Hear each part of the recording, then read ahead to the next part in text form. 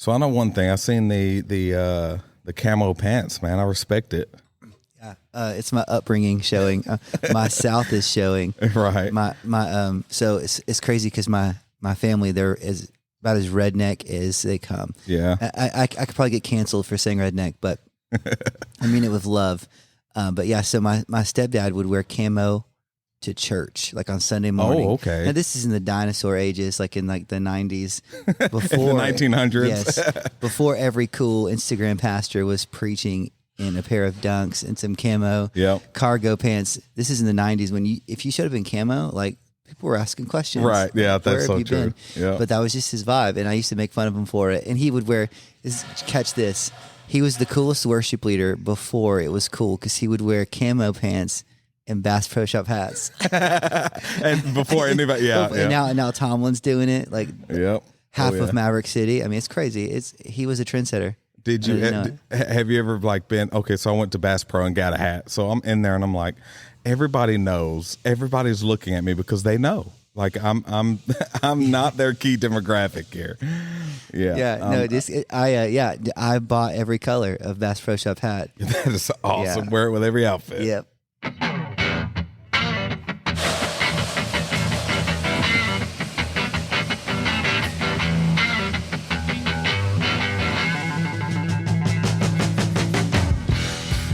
What's up, everybody? Welcome back to a brand new episode of the Almost Brothers podcast. On today's episode, I've got my brother, my homie, brother in Christ. Come on. Fellow pastor, worship leader, YouTuber, went viral. Just a little bit of everything. Oh, it's tough, man. Johnny Burkhalter in the building, in the flesh, finally getting to hang out. Yeah, what's up, man? I'm here in Opelika, Alabama. Look at that. Saying it right. It's crazy. Oh, dude, it's crazy. People, there just needs to be more respect for Alabama. Yeah. Alabama's got it going on, dude. It's pretty cool. It's a little hot.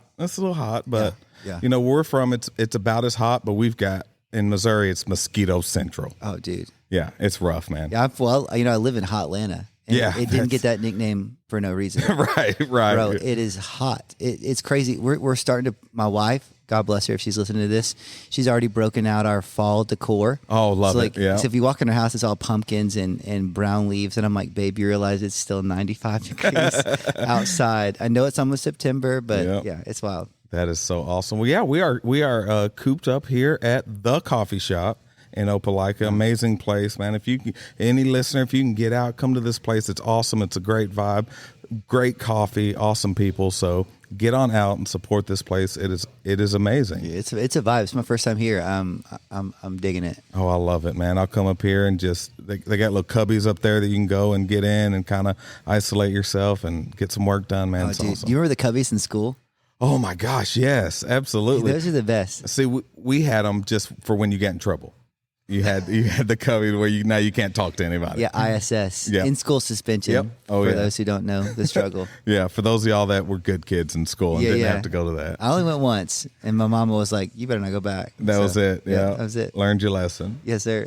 So I wanted to talk, man. As we were connecting, you know, we've been connected for a while now, and we were trying to make this happen where we could just hang out, man. And you're like, well, I got a day off from the church, and they want us to go and kind of get a day of rest, you know. And I was like, well, what a great topic for an episode, man, dude. Yeah, you know, and how rest is almost one of the purest ways of worship and purest ways of stretching your faith, you know, in Christ. So let's start out with how are some of the ways that you yourself enjoy resting, or a few things that maybe hobbies or things that you could do to get away and just say, you know what, I'm going to shut my brain off and do something I enjoy. Yeah, I think on a practical level, I'm weird. I like to go to the movie theater in the middle of the day by myself. Yeah, and it's just the whole thing because there's nobody there. Come on. But yeah, I think rest, if we're not careful, can be one of those things that we really misinterpret. I think I heard somebody describe what we think is rest is actually dirty rest, meaning we're being lazy or we're lounging, and that doesn't always equal rest. Now, by all means, like have your day, your Netflix day. Like, I mean, do all the things, but that's not going to refill you. I think there's a part of when we rest that when it's over, we need to feel refreshed too. Not just I got enough sleep? Like, what are we putting back into what are we refilling our tank with? What are we walking away with? Not just physically like rested up, but like, but filling that tank, checking those boxes, recharging the battery. And that looks different for everybody. You know, like I'm a recovering extrovert. Okay. Recovering extrovert. What I mean by that is like, if I'm not careful, I'll be around people all the time. Right. And what I've found is that I actually may not be an extrovert at all. A friend of mine once told me, they said, I think you're an introvert disguising yourself as an extrovert. Yeah. And I was like, you might be right, because it's when I kind of like hide away for a little bit, take some time by myself, take a drive, that I really can like begin to be with God, you know, have conversations with Jesus and pray it out, cry it out, whatever I need to do, but really refill that part of my battery that goes out. You know, right. I think that's why Sunday naps are like biblical, right? Oh man, you know what I mean? They hit different. You gotta dude. have a Sunday nap. You wake up, you're like, I miss a school bus. Yeah. I'm 38. You know, yeah. Whatever that meme is, but it's true, because on Sundays you're giving out, you're pouring out, you're whatever you do on the platform. Plus, if you're a good pastor or a good leader, you're in the lobby too, and you're shaking hands and you're hugging necks and doing all the things and hearing about people's cat Pookie who has some kind of cat, right? You're hearing all the stories, right? And you get home and you're just like, I always joke and say the anointing has lifted, like the spirit has lifted. Just drained. Yeah, Jesus has left the building, you know?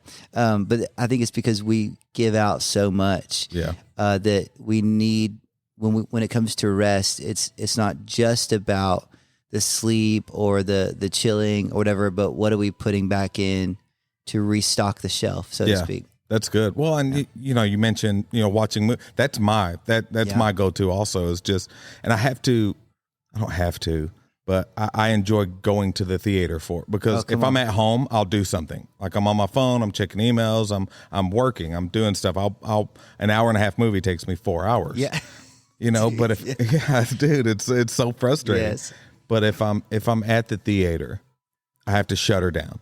Come on. You know, and just enjoy and turn my brain off and get that kind of, I'm going to let life just deal with itself, and I'm just going to shut myself off for a couple hours, because I think that, especially as men, we want to figure stuff out and we want to do things. We want to put our hands on things. It's like, man, this is so nice to just shut her down. And then you come out of that and you go, wow, God, you're the one that keeps the world spinning. Yeah, like come the world didn't stop without me. Yeah. You know, I kind of shut away for a couple of hours, and it's like, and having a spouse and my wife that knows, you know, that's something that I enjoy doing, and she encourages me to go do that. So that's also a blessing too. Yeah. I think too, man, rest is intentional. It doesn't just happen. You know, here today, as it stands, as we're recording this, I'm on what we call Renewal Day at our church. We get 4 of them a year, where they essentially say, don't come to the office, go and do something, like renew, be with God, be with people, whatever. But that has to be intentional. I think if you're not careful, what do they call it? Doom scrolling. Like yes. When you just get on your phone, you can doom scroll through your life if you're not careful, and never be intentional. And before you know it, you intended to rest, you intended to catch your breath, you intended to read that book or listen to that podcast or have that conversation, but you never did. Yeah. You know what I mean? Yes, that's good. So you gotta, if you're like me, I'm ADD element OP. Like if it's not on the calendar, it's not happening. Yeah. You know what I mean? So Oh yeah. And that's something I've got to work. I've got to get better at that, at not even just scheduling rest, but scheduling, period. Like I'll have the things I've got going on during the day, and then I'm like, well, let's see what the world brings us today. Yeah. And it gets to, because I've always been an athlete forever, and I always told people I enjoy working with my back against the wall. I enjoy that stress of something last minute. Okay, I've got something to figure out, but that's just not healthy. Yeah. You know, and we could intend for okay, I'm going to try to have a rest day Saturday, but you don't intentionally say, no, I'm going to have a rest day. Right. And you allow things to come up. You allow things to happen. You start saying yes to things because they come up last minute, and it's like, now your rest day has turned into not so much of a rest day. Yeah, absolutely. And I'm the same way. I'm wired very similar. I'm super spontaneous. Like, I enjoy like the get up on Saturday. What are we doing today? Like a portion of me is just, that's who I am. But again, I think if we want to move the ball down the field, when it comes to rest and not just look back over our life and say, where did burnout happen? Yeah. I think the way that we bypass burnout is by being intentional. And it's tough, dude, especially when you're a doer. Like I'm a doer. I love to do the thing. Like, and if what you call work is something you also enjoy, that's hard too. Right. You know what I mean? Like if you hate your job, I'm sure coming home and not thinking about the assembly line is easy, right? But if it's something you enjoy or whatever, now the office is literally in our hand.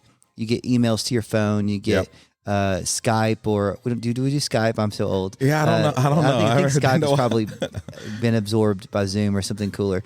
But all the things, like we use Slack for our organization, group me, whatever it is. Yeah. It's ding ding all the time, unless you choose to shut it off. You know what I mean? And so I think by being intentional about moments of rest, days of rest, we help move the ball down the field and not wake up one day and be like, how did I get here? You know what I mean? Yeah. So. Yeah. Well, and you mentioned it, just burnout. Like, have you ever been to that point to where it's just like, I don't want to do anything. Yeah. Like I'm frustrated with everything. I'm frustrated with life. I'm frustrated with work because you're just burnt out. Yeah.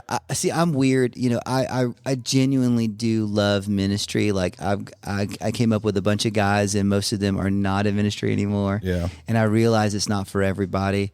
Our pastor, anytime somebody says they feel called to ministry, he'll ask them, he'll say, can you do anything else? Yeah. If you can, do that. Yes. Because ministry it's not for everybody. And I really do love it. And I typically enjoy even the tedious parts of it. But there have been moments where I feel depleted and burn out. And I can look back now in hindsight, and there's seasons I would have operated differently and made decisions differently had I had a moment to catch my breath. Right. And now God's good. He's gracious, and he can keep us and put us where we need to be despite our mistakes. But there are definitely those moments where had I known if I could have gotten some rest, I would have approached it differently or made a different decision. Yeah. But and I think too, I've been in this space lately. Like my pastor asked me yesterday, he's like, "What's God teaching you?" He'll ask me that sometimes. Yeah. He keeps you on your toes. Oh yeah. Just like, he's okay. like, oh, if you can't say nothing, are you praying? Right. Are you in the Bible?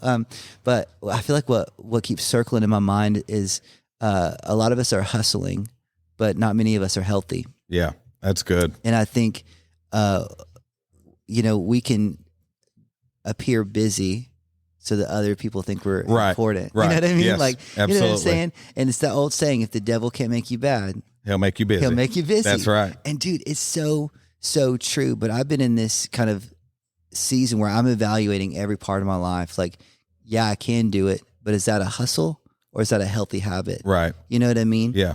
And really doing some inventory on my life. Because at the end of the day, I don't want to give those that mean the most the leftovers. Yeah.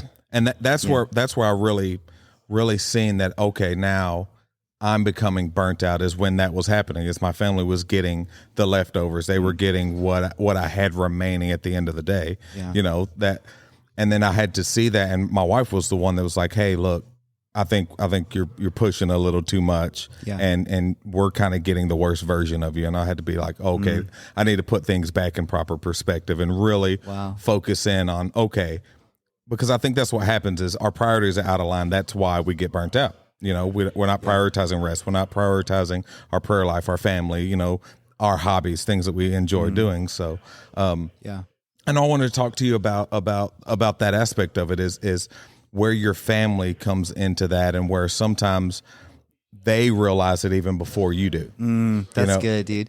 Yeah, I think one of the things I really try, a mentor said this years ago, the way that they modeled this I thought was so incredible, but they said, ministry isn't what I do, it's what we do. Yes. And I think if I can make that true in my family, that when my kids see what we do or what dad goes to do, is that's not just what dad does, that's what we do. Like this past summer, we did 6 weeks on the road doing different summer camps and things. And for the majority of that, they were with us. and we'd pull them up. There's clips on Instagram, like we'd pull them up on stage, and they're just like, like doing the whole thing, right? Like up there with us, and so them catching that, hey, it's not what dad does, and then us like integrating the two, I think is huge. But yeah, I think our kids and our spouses for sure are the best indicator of how we're really doing. You know what I mean? Because you can think, oh, I've got this thing figured out. I mean, I had to tell my wife the other day, I've had to become a really good apologizer. You know, what's that old saying? A good marriage is the union of two good forgivers. Yeah. And that's what it is. And so I just had to go up to her and say, hey, listen, I've kind of been a jerk lately.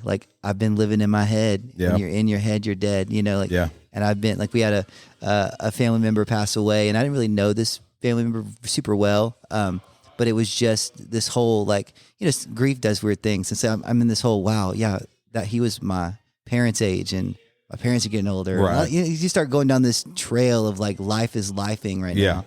And so I just tell my wife, hey, listen, I've not been the best version of me.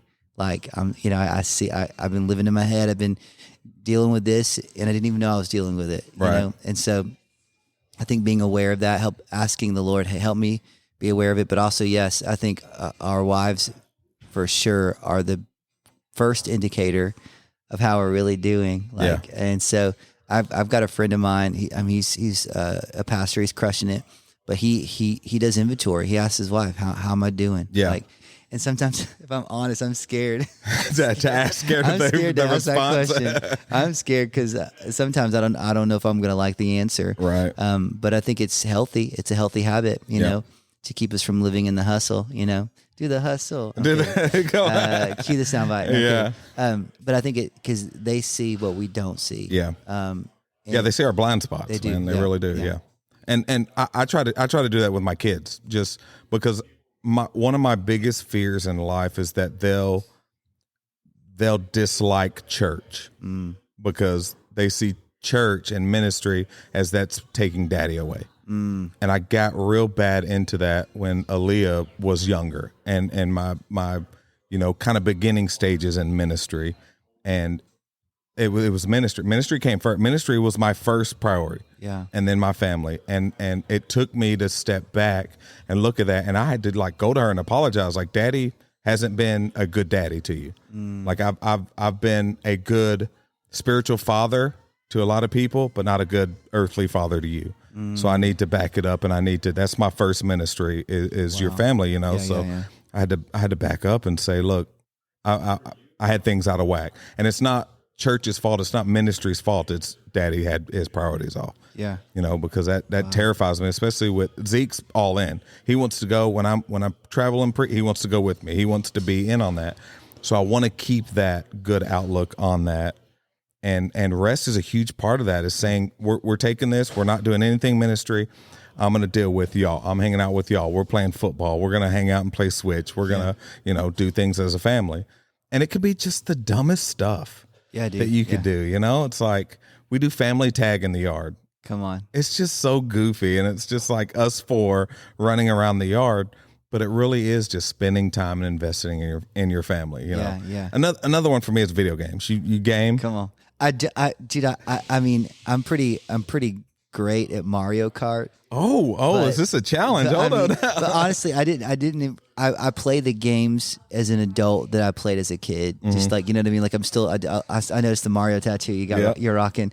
My kids they're into Mario now, and they're almost better than me at 8 and 6 years old. Yeah. Crazy good. So that's the extent of Does it make you mad when they're better than you? A little bit. I get so frustrated. They still can't beat me at Mario Kart though. I'm still kind of letting them win. I'm spinning out on purpose to let them win. But yeah, I never kind of got past Tony Hawk Pro Skater 2. Yeah, that's kind of where I peaked. Okay. Yeah. Okay. That dates me. But I know another thing I wanted to ask you is I love picking brains anyway. Yeah. So I know you've been in this for a while. You've been in ministry, and you've been under different people and in different ministries and different leadership positions. So you talk about the place you're at now, encouraging y'all to go and do this, to take a day and say, hey, go out. I want y'all away from the church. I want you away from the office. Have you seen that be kind of a common thing in ministry? Because I feel like in our culture, especially in the United States, it's hustle, go, do it. You got to be busy. And I think that's why, you talked about it earlier. We get to that zone as we want to tell people, man, just busy, busy doing stuff because we feel like that's what we need to do, because we almost congratulate each other on being busy. We never congratulate each other on, man, I had a good day of just hanging out yesterday. That's awesome. Yeah, dude. No, it's like, you ain't doing nothing? Like, what'd you do yesterday? I watched the movie. That's all? Yeah. We don't congratulate each other on that, So do you find that in ministry, it leans more towards the, hey, rest, or more towards the, hey, we've got to go. We got to be busy? We'll be right back. Well, hey there. This is Mike from the Almost Brothers podcast. We want to thank you for checking out this episode. I want to ask you, has this podcast encouraged you in any way and you would like to give back? Well, guess what? We have a way that you can do that. Okay, you could do $3, $5, $8, or $10 a month. What this does is this helps financially support the show so we can continue to put out good content and encourage you. So if you've got time, go down in the show notes and click on that support button that will take you to the page to where you can give back and help us to continue this thing. Back to the episode. I think, unfortunately, we're on the back end of seeing a lot of ministries fall and a lot of ministers fail. Yeah. And I think, again, unfortunately, it took that for us to, as a church, capital C church, to say, hey, we got to fix something. Like, we're going to kill people. Like, you know what I mean? Yep. Like, if we don't figure out how to be healthy. And I don't know where we got it twisted. I mean, if God himself took the seventh day to just chill, like, why we think we don't have to? Yeah. I don't understand that. But somewhere along the way we did. We thought busy equaled better, or we stayed busy to not have to look inward. I think that's what it is. Yeah. With a lot of these, like you said, a lot of these big preachers and pastors and evangelists that have kind of fallen. I think that's exactly it. Is they don't want to address the problem that's going on in them. Yeah. So they feel that with doing stuff. They think, well, as long as I'm doing good, I don't have to address the bad in me. Yeah. So I'm a formerly Enneagram 7. I say that because I don't know if I believe in the Enneagram anymore. Yeah. But that's a whole other episode. I'm kidding. It's like the church horoscope or something. Right. It really is. But, what are you? It's like, I don't know. I don't know. Yeah. But there's a lot of good things to take away. I was reading a devotional, an Enneagram devotional, which is wild that that's even a thing. But typically when you're a personality type that's like a 7, you go, and it's hard for you to stop and sit because when you stop and sit, you have to deal with you. You have to deal with the stuff you're going through. You have to sit with yourself, and sometimes it's easier just to keep going without even knowing it. You're running sometimes from some of the things you need to sit with. And so I've learned in my walk with the Lord that as someone who's wired to go, that it's in the moments when I stop and sit, it's like, be still and know that I'm God. Like that's so, it's true. He's, what's the scripture? They searched for him in the fire. They searched for him. And he wasn't there. Yes. Wasn't there. He's in the still small voice. But you can't get to that place if you're so busy. Yeah. Like you can't get to that place if everything else in your life is producing noise. You know what I'm saying? Like, we were in the car the other day, me and my kids, and we're in this. Our playlist is so weird. It's like Forrest Frank and then like the Descendants soundtrack. Shout out to both. And so, but my phone is like Bluetooth right to the speaker, because we bougie. No, I'm kidding. No aux cord for us. That's what I was about to say. No, we don't do wires around here. Wires. But I guess my Bluetooth wasn't on or something. But we turned the radio on, and it was just static. And my daughter's like, why can't I hear anything? And I was like, oh, because I'm not connected. Yeah. And don't you know? Yeah, that's so good. God's just like, as soon as you said it, you're probably like, oh. I had to pull out my phone and write it down. Yep. And I think a lot of times we got a lot of noise, a lot of frequency, a lot of static in our life, but we're not really getting through to the Lord because we're not connected. That's so good. And we have to stop long enough to catch our breath and connect with Jesus. And he'll let you run around like crazy, and he's just like, all right, well, I'm right here. Yeah. He's not going to chase you and all these. He's just like, Yeah. And then you finally take a second. It's like, are you ready? Are you ready now? Like I've been here all along. It's like that old story they used to tell back before every pickup truck had 4 doors. You know, real pickup truck of the husband and wife and the old Ford pickup truck. And when they first get married, they're sitting next to each other.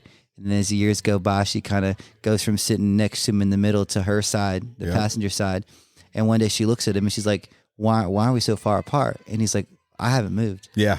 I haven't gone anywhere. Yeah, I've been here the whole time. And it's just like the Lord. Like sometimes we feel like, God, why are you so far away? And he's like, bro, I'm right here. I've been trying to talk to you. I haven't moved. I'm still driving this thing. You're the one who's over time has inched over to your side. Yeah. You know, so I think a lot of times we like, God, where are you? And he's like, man, I'm right where you left me. Yeah.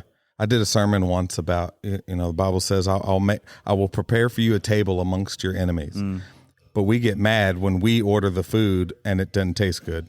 He's like, I made you the table. I got you a seat. Wow. You're the one that ordered all that junk, not me. Yeah. And that's what, God, where are you at? He's like, I never told you to do these things. Wow. I've been here long trying to talk to you and you can't hear me. Wow.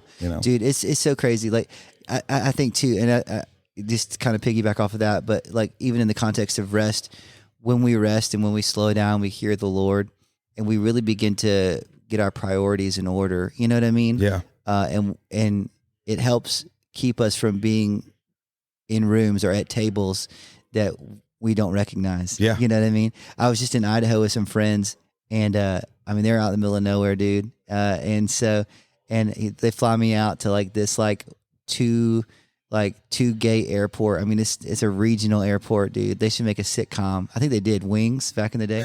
Anyway, it's like the perfect. I felt presidential because I landed out and there was no terminal. I just walked off the plane to the parking lot. You know, that's how the president feels. But, but he was like, "Man, I can't believe you came all the way out here." And I was like, "Dude," I said, "I'm just at the place in my life where I want to be in the rooms that Jesus is in. Yeah, like I don't need to be in the biggest rooms." I just want to be where Jesus is. And I think you don't get to that place of hearing him clear enough to make those decisions, to set the table without rest. Yeah. Without just taking a moment, just be quiet, be still. I love good worship and hands raised and excitement. But when I really get locked in, it's just, it feels like everything is stopped and it's just silent and I don't move. I'm just quiet. Yeah. I'm like, God, I just want to be in your presence. I don't want to say anything. I don't want to talk. I don't want to look up. I just want my eyes closed. I just want to be with you. Yeah. Yeah. And it's like, that's when it gets so overwhelming when you could just say, God, I just want to reverence you and not say, think, open my eyes, not look around, not do anything but stand here. Yeah. Yeah. Oh, dude, I've some of the most monumental moments of my life were in moments like that with God, where I wasn't singing anything, I wasn't saying anything, I just couldn't move because the presence of the Lord was there. You know what I mean? Yeah. And I think too, like those kinds of things take time. They take intentionality. They take us slowing down. It's just like, it's like you can put something, like I can make chicken nuggets in the microwave if I want to. Yeah. Like, you know what I mean? Like, but if I put them in the air fryer, it's going to take 3 times as long, but man, those dino nuggets are going to hit. You know what I'm saying? Yep. Like, or we could, the same meal you might could put in the microwave, but if you let it sit in the crock pot all day, it's going to be even better. Oh yeah. So I think it's just those that good things take time. Let it process, let it sit, let it marinate. And that doesn't happen when we're go, when we're busy all the time. Like we're not the product of the process when we try to speed it up. That's so good. So good. Well, for the next segment, man, we do a segment called That's What's Up. Okay, so give us a movie, a TV show, a song, a band, something that this week you've been watching, listening to, that you just want to share. Yeah, dude. So I'm probably late to the game as far as TV shows go.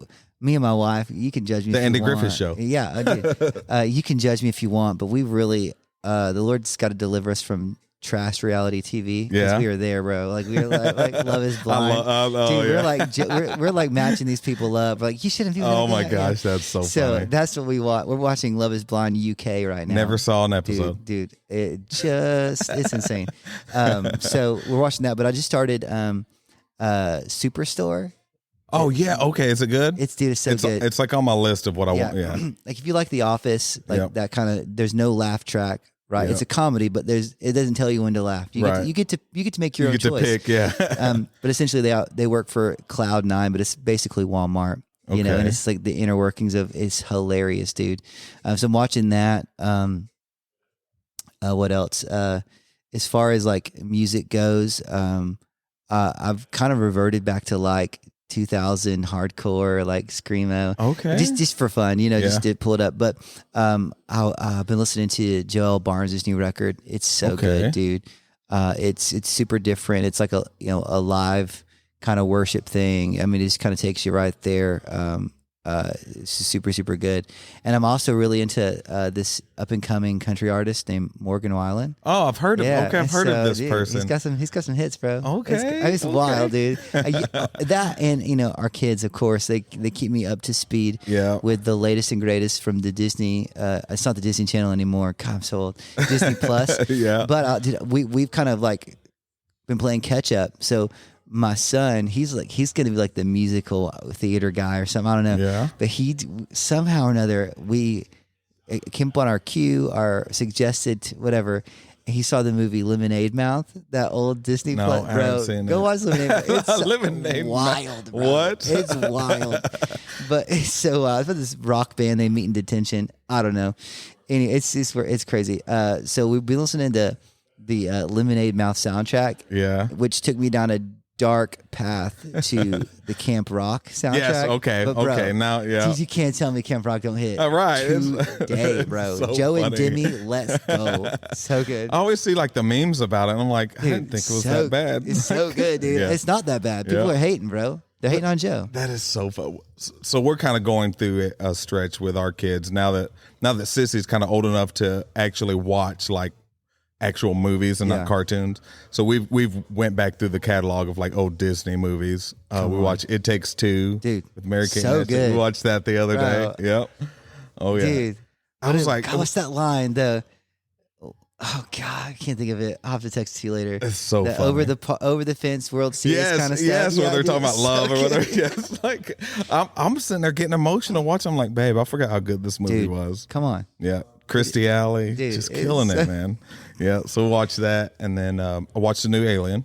Watch that in theaters. Okay. It's pretty good, man. Okay, it's pretty, especially if you like the originals, like 1 and 2. It's pretty good. I saw the new Deadpool movie. Obviously, it's not for the faint of heart. You know, you can't be easily offended. But I'm a huge Marvel buff, and dude, there's some really really cool callbacks. And that like if you're like us growing up on all the original Fox like X-Men movies and the original Fantastic Four and all that, they do such a good job of calling back. And dude, I'm geeking out the whole time. Well, like it was really cool. Like the cameos were like, did you see it? Yes. Oh, dude, the cameos were like, it wasn't expected like cameos. So dude, I was just like, I was like, and then I was like, oh man, this is like, okay. No spoilers for anyone that has been living under a rock or that's just under the age of 18 and cannot see this movie. Yeah. But the Chris Evans, so good, dude. It was so good because I didn't think about it, and then as soon as I was like, I was secretly hoping, but I was like, no, they're not going to do that. Yep. And then they did it, and I was like, let's go. Yeah, like that's so good, man. That's so good. Yep. And then, of course, now it's all over the internet. The opening bye. Oh my gosh, which is so crazy. Goofy. I've never met an NSYNC member, but I just recently, my wife took photos for one of the Backstreet Boys. Has a son who's an up and coming artist, and long story short, we wake up on a random Tuesday or Wednesday, and that night we're in a green room with one of the Backstreet Boys. That's crazy. It was wild. He did a Christian record back in the day, so we were talking about the Lord, and it was one of those like, I'm talking about Jesus with a Backstreet Boy right now. That is awesome. Title of my autobiography. Right, literally. That's funny. It's crazy. Yeah, that is awesome, man. Yeah, and it's cool how you talked about it earlier. Just finding yourself in those rooms. Yeah, you know that. You can almost step back and go, how did I even get here? Yeah. Like, this is crazy. Those are the phone calls you say yes to. Right. Yeah. Sure. Like, Hey, the Backstreet absolutely. Boys is called "Can You Make It?" Sure. I mean, I guess. Yeah. Like, let's do it. And it was cool because typically, like, my wife is just kind of supporting whatever I got going on, but it was cool to be able to support her. She Yeah. was the photographer. I'm like holding her purse. Right. Like, Yeah. What do you need? some New water? lens? Yeah. Okay. Yeah. Like, I don't know what this is, but there's 10 lenses in this bag. Which one do you need? So give me the 10 to 35. I'm like, I don't know what that means. You know more than me, bro. But yeah, it's crazy. It's one of those. It's wild. It's just crazy. I could tell tons of stories, but yeah, it's just it is crazy what rooms you'll end up in the longer you walk with Jesus, and just say yes, show up. One of the biggest kind of like takeaways that I'm living on right now is that God rests on our yes. Yeah, that's where He sits. Yeah, and I'll say this, and then we can talk about Deadpool some more if you want. But I was reminded last week from a mentor that our praise starts God, like it gets Him going. Yeah. Like like He inhabits the praises of His people. The praise, like they on Palm Sunday they welcomed Him with praise, and He entered the city through their praise, literally. Yeah. So praise starts Him, but worship stops Him. That's right? so, yeah. Because the Spirit of the Lord is looking for that which would worship. So when we worship God, it like He's like, now I'm going to stop and I'm going to sit. Yeah, I'm going to stay here. I'm going to hang out with you now. We're going to let's do some business. That's so and good. So, but that didn't happen if we don't give Him a place to rest. Yeah, you know what I mean? That's so good. Full circle. Oh yeah, that's so good. Full circle. Back to the rest. Come baby. on, yeah. Well, as we end, man, we'll just share anything that's on your heart. Yeah, dude, it's wild. So I don't have my phone on me, but I keep this thing called the pantry on my phone. That I just anytime I feel like something's like, oh, that's good, I'll write it down. But I don't know, man. I'm trying to think of just one great thing. I try to daily put something in the pantry. Yeah, that the Lord is saying or sharing. But yeah, I think I'll say this. One of the I kind of been living on a few different proverbs, but there's one that says essentially like we make plans, but the Lord guides our steps. Yeah. And I've kind of been living there, like make the plans, make the spreadsheet, all the things, have the calendar, but ultimately trust God to order the steps. That's good. And I think that's where I've been. And when plans don't go as what you thought they should or whatever, they my wife is she's type A. She's like, I need to know where we're going before we get in the car. Right. I can get in the car and say, we'll see left or right, Yeah. And so I think it takes both. Yeah. Let's know where we're going, but the minute that we get in the car, like if God says, I'm gonna need you to turn right, I know your GPS says turn left. Yeah. I'm gonna need to take you a different way, knowing that He orders the steps and trusting that process. Well, man, and that was for me. Thanks on. for sharing that. That's good. That's good. I'll talk to you about it later. Yeah. That's so good. I'll pull up my pantry. Yeah, that's so good, man. All right, man, it's been awesome. Next time we'll be in your neck of the woods. Yeah, ATL. We'll hang out, man. Land of Chick-fil-A. Oh, yeah. Is it really? Bro, I love me some Chick-fil-A, man. Bro, Chick-fil-A's from Atlanta. I had no idea. Heck yeah. Really? The first Chick-fil-A was in Greenbrier Mall. It was in the food court of a mall. Don't go to this mall. Yeah. It may be condemned. Oh, It's gosh. wild now, but years and years ago, first Chick-fil-A mall food court in Atlanta. Wow. No, I didn't know that. See, I went to one. Pastor took me to, it was a huge, really big one in Atlanta. It was I can't remember the name of it, but like we walked down like the money part where like Louis Vuitton and all this stuff. So I'm just like, I can't even spell Louis Vuitton. Right. That's I'm just my like, tax bracket. Yeah. He's like, we'll just walk through and look at stuff. And I'm just like, oh my goodness, like Rolex store and Tudor. And I'm a big watch guy. So I'm just like, oh my gosh, I'm taking pictures and sending it to my dad because that's one of our bonding things is we do watches. And I'm just like taking pictures. I'm like, I'm about to go in Tudor. He's like, no, you're not. I'm like, no, I'm not. But I'm here beside it. So I love it. Man. Well, it's been awesome, man. I love you, brother. Yeah, man. Love you, man. All right. Hey, listeners, we just want to thank you for your continued support for the Almost Brothers podcast. Do us a favor and go to your favorite platform and rate us and like us and share with everyone that you know. Thank you so much. Love you.